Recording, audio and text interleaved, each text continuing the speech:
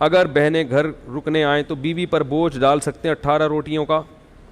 بہنیں جب گھر رکنے کے لیے آئیں تو ایک وقت کا کھانا اپنی بیوی سے پکوائیں کہ میری بہن آئی ہوئی ہے تو آج کھانا کون پکائے گا؟ آپ پکا کے ان کو کھانا کھلاؤ گی، مہمان ہے۔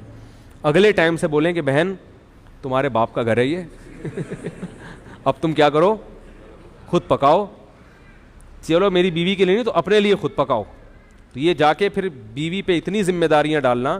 میں ساس سسر کی خدمت کا قائل ہوں، جو عورتیں اپنے ساس سسر کی خدمت نہیں کرتی میں کبھی بھی ان کو اپریشیٹ نہیں کرتا۔ گھر میں بزرگ ہیں تو آپ کو اخلاقی خدمت کرنی پڑے گی، لیکن میرے بھائی اس خدمت کے بھی کوئی ایک حد۔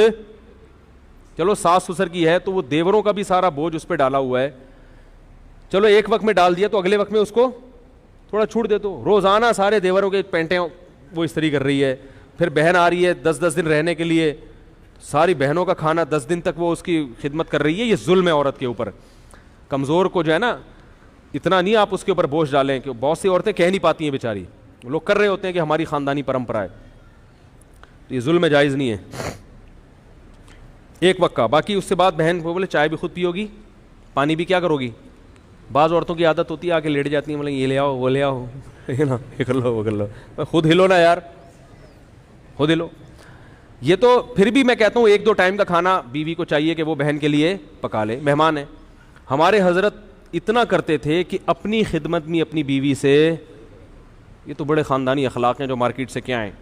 عورت کو چاہیے خود سے شوہر کی خدمت کرے اور اپنے سسر اور ساس کی، باقیوں کی خدمت کرے نہیں کرے اس کی مرضی ہے، لیکن ساس سسر اور شوہر ان کی خدمت بڑھ چڑھ کے خود سے کرے۔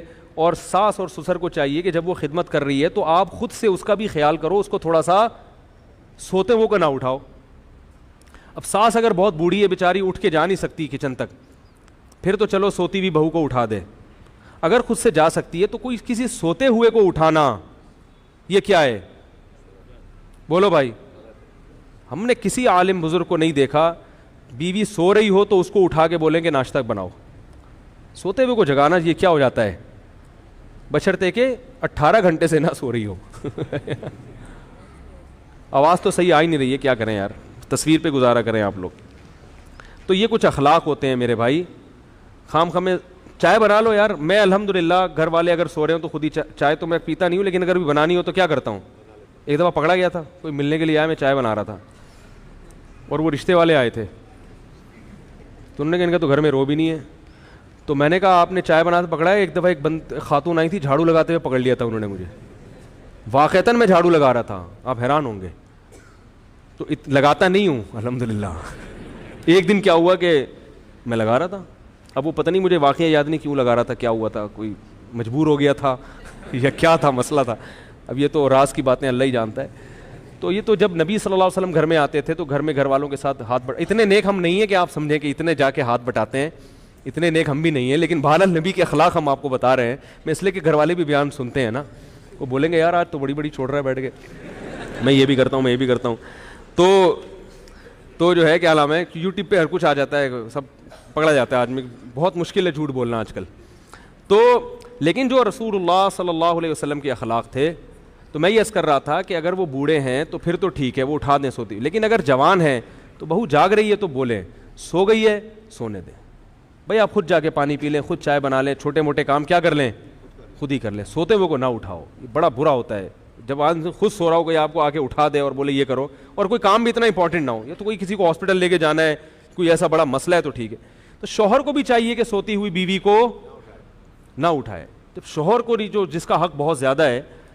ہاں اگر کوئی عورت نالائق ہے، بے وقت پڑی رہتی ہے، یعنی ایسا بھی ہے کہ پوستی قسم کے جو بہویں ہیں اس کا ناجائز فائدہ اٹھائیں گی، وہ 12 گھنٹے سوتی ہیں، 12 گھنٹے میں 2-4 منٹ کے لیے پھر جاگ کے پھر کیا رہتی ہیں، ایسی کا نہیں ہے، ایک نارمل روٹین کی بات کر رہا ہوں۔ اگر کوئی سو رہا ہے تو یہ بھی نہ پوچھیں کہ یہ سونے کا ٹائمنگ نہیں ہے بھائی، یہ نیند، خوراک، پیاس ایسی چیز ہے جس کے بعض دفعہ اصولی طور پر تو ٹائمنگ ہونا چاہیے، لیکن انسان بعض دفعہ ڈپریشن میں ہوتا ہے، بعض دفعہ رات کو نیند نہیں آئی وہ پھر سوتا ہے، تو اب گھر میں ایسا ماشاء اللہ لگا ہوا ہوتا ہے کہ اب بہو کو رات کو نیند نہیں آئی پھر بھی فجر کے بعد سونے کی اجازت نہیں ہے، بھائی اب نیند نہیں آئی تو سونے دو اس کو۔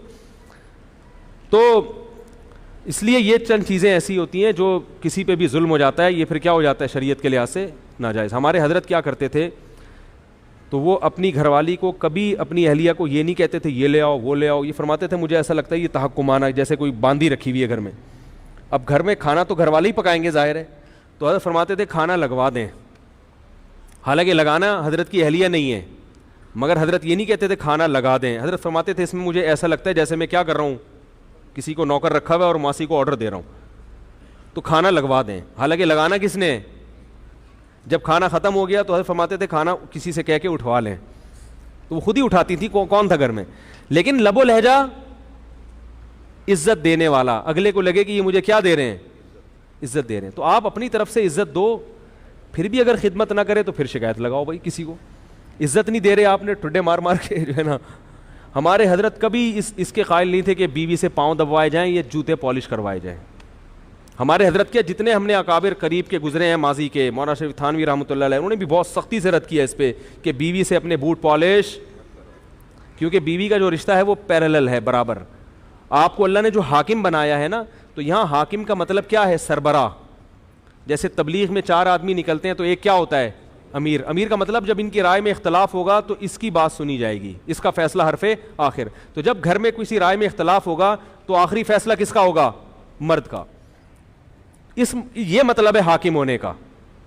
اب تبلیغ میں کسی کو امیر بنا دیا, وہ لوگوں سے اپنے بوٹ پالش کروا رہا ہے, پوچھا لگوا رہا ہے, ٹھیک ہے نا, سر کی چونگیں نکلوا رہا ہے اس سے کہ میں امیر ہوں. وہ بولیں گے بھائی اس کام کے لیے تھوڑی امیر بنایا ہے, امیر تو اس کام کے لیے بنایا ہے کہ گشت کہاں کرنا ہے, متکلم کون ہوگا. تو اس میں سب کو اگر ہم رائے لیں تو پھر تو اختلاف ہوگا, کوئی فیصلے پر آئیں گے نہیں.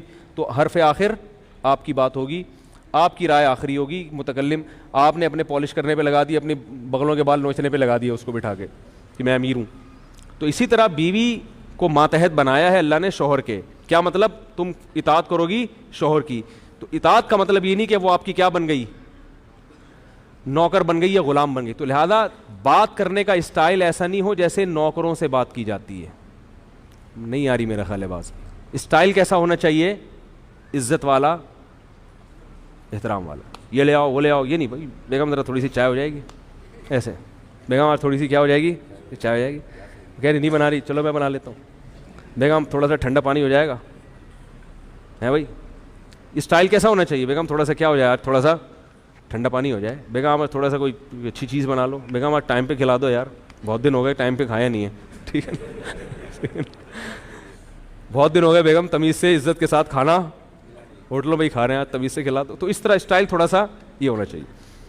اگر شریف خاندان کی ہوگی تو سمجھ میں آ جائے گا اس کے, اگر اچھے خاندان کی ہوگی تو انشاءاللہ سمجھ میں آ جائے گا. اگر اچھا خاندان ہی نہیں ہے تو پھر اس کا کوئی علاج, پھر اس کو پولیس بھی سیدھا, کیونکہ پولیس والوں کی بیویاں, پولیس والوں کے بھی فون آتے ہیں میرے پاس, بیوی سیٹنگ پہ نہیں آ رہی. کہتے ہیں یار تم نے بڑے بڑے گنڈوں کو سیٹ کر لیا ہے. کہہ رہے ہیں یار گنڈوں کو سیٹ کر لیا بڑے بڑے, بیگم سیٹنگ پہ. میں نے کہا گوگل پہ سرچ کرو, ہر چیز مل جاتی ہے, بیوی کو قابو کرنے کا طریقہ نہیں ملتا گوگل پہ. میں نے کئی دفعہ لکھ کے دیکھا, نہیں آیا, جواب ہی نہیں آیا.